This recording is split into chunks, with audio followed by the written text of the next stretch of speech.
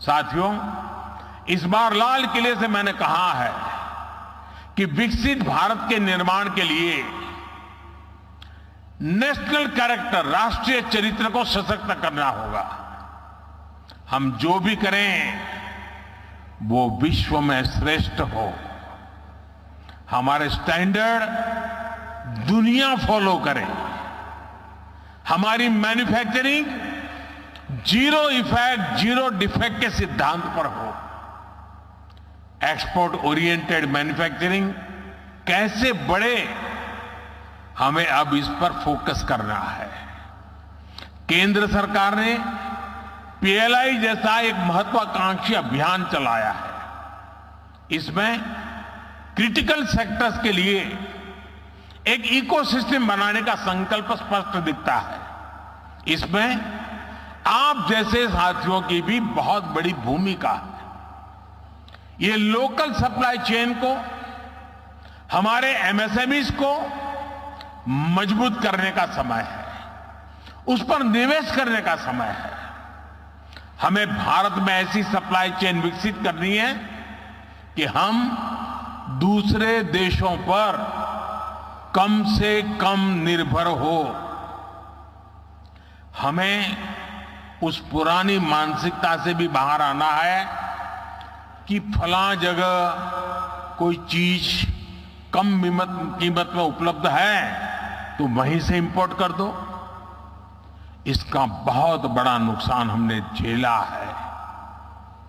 आप सभी उद्यमियों को भारत में ही कैपेसिटी बिल्डिंग पर भी उतना ही जोर देना चाहिए। जितना फोकस हमें एक्सपोर्ट को बढ़ाने पर करना है, उतना ही अधिक बल इंपोर्ट को घटाने पर भी देना है।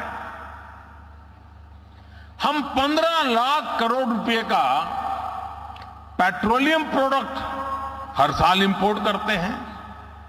कोयला प्रधान देश होते हुए भी हम 4 लाख करोड़ का कोयला हर साल इंपोर्ट करते हैं।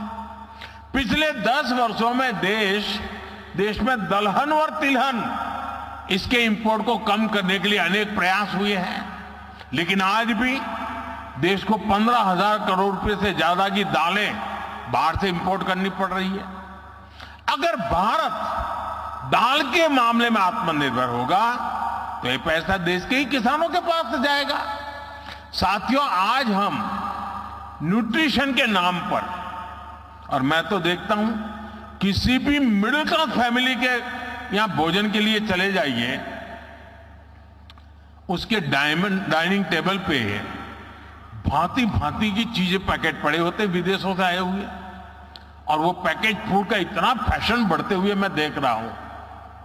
जबकि हमारे देश, और उस पर लिख दिया कि प्रोटीन रिच है, खाना शुरू, आयरन रिच है, खाना, कोई इंक्वायरी नहीं करता, बस लिखा है, हो गया, और मेड इन फलाना देश है, बस मारो थप्पा। अरे हमारे देश में मिलेट से लेकर दूसरे तमाम फूड है जो कहीं अधिक न्यूट्रिशियस है। हमारे किसानों की मेहनत पानी में नहीं जानी चाहिए। यही उत्तराखंड में ही ऐसे आयुष है, जुड़े ऑर्गेनिक फल सब्जियां जुड़े उत्पादों के लिए अनेक संभावनाएं हैं। एक किसानों और उद्यमियों दोनों के लिए नई संभावनाओं के द्वार खोल सकती है। पैकेज फूड के मार्केट में भी हमारी छोटी कंपनियों को हमारे प्रोडक्ट्स को ग्लोबल मार्केट तक पहुंचाने में मैं समझता हूं कि आप सभी को अपनी भूमिका निभानी चाहिए। साथियों, भारत के लिए, भारत की कंपनियों के लिए, भारत निवेशकों के लिए ये मैं समझता हूं अभूतपूर्व समय है। अगले कुछ वर्षों में भारत दुनिया की तीसरी सबसे बड़ी इकोनॉमी बनने जा रहा है, और मैं देशवासियों को विश्वास दिलाता हूं कि मेरी तीसरी टर्म में देश दुनिया में पहले 3 में होके रहेगा।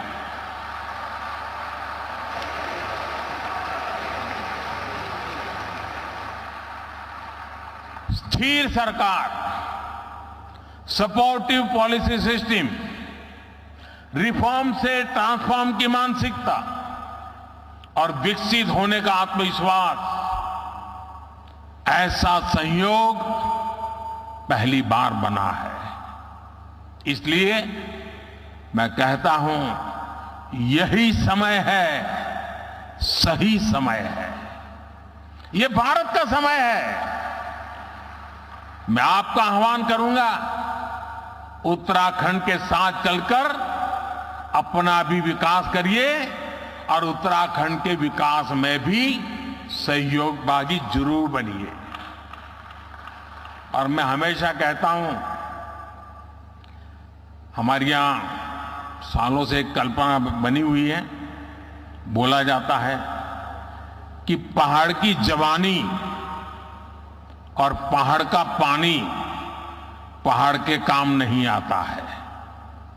पहाड़ की जवानी और पहाड़ का पानी पहाड़ के काम नहीं आता है। जवानी रोजी रोटी के लिए कहीं चली जाती है, पानी बह करके कहीं पहुंच जाता है। लेकिन मोदी ने ठान ली है, अब पहाड़ की जवानी पहाड़ के काम भी आएगी और पहाड़ का पानी भी पहाड़ के काम आएगा। इतनी सारी संभावनाएं देख करके मैं संकल्प ले सकता हूं कि हमारा देश हर कोने में सामर्थ्य के साथ खड़ा हो सकता है, नई ऊर्जा के साथ खड़ा हो सकता है। और इसलिए मैं चाहूंगा कि आप सभी साथी इस अवसर का अधिकतम लाभ उठाएं, नीतियों का फायदा उठाइए। सरकार नीति बनाती है, ट्रांसपेरेंट होती है, हर एक के लिए खुली होती है। जिसमें दम हो वो आ जाए मैदान में, फायदा उठा ले। और मैं आपको गारंटी देता हूं, जो बातें हम बताते हैं उसके लिए हम डट करके खड़े भी रहते हैं, उसे पूरा भी करते हैं। आप सभी इस महत्वपूर्ण अवसर पर आए हैं। उत्तराखंड का मुझ पर विशेष अधिकार है और जैसे कईयों ने बताया कि मेरे जीवन के एक पहलू को घर बनाने में इस धरती का बहुत बड़ा योगदान है।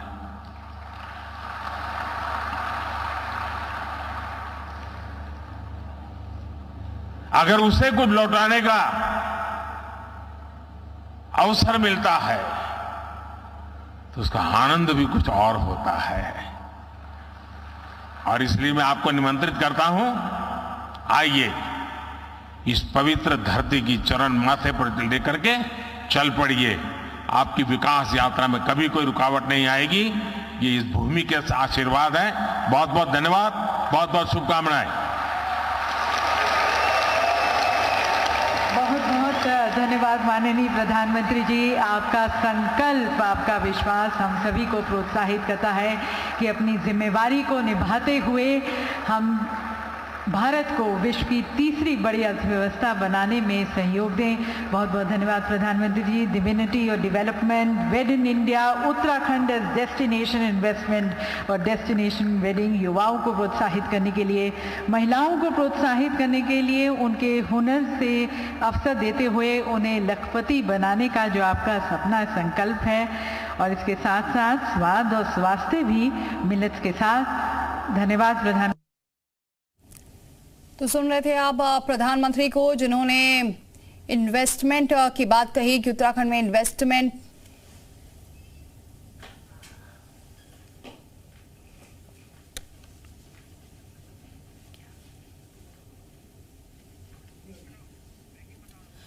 तो प्रधानमंत्री ने क्या कुछ कहा ये आपको बता दें। जीरो इफेक्ट, जीरो डिफेक्ट पर काम करें, एक्सपोर्ट बढ़ाना है, इंपोर्ट घटाना है, दलहन तिलहन का इंपोर्ट कम करना है, विदेशी प्रोडक्ट की खपत कम करें, ये प्रधानमंत्री ने आज कहा है। भारतीय उत्पादों का इस्तेमाल करें।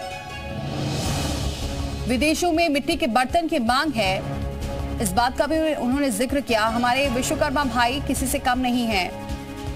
2 करोड़ महिलाओं को लखपति बनाना है, ये लक्ष्य है। लखपति बनाने का मैंने संकल्प ले लिया है। हमारे स्टैंडर्ड ऊंचे होने चाहिए, ये भी प्रधानमंत्री ने जिक्र किया है।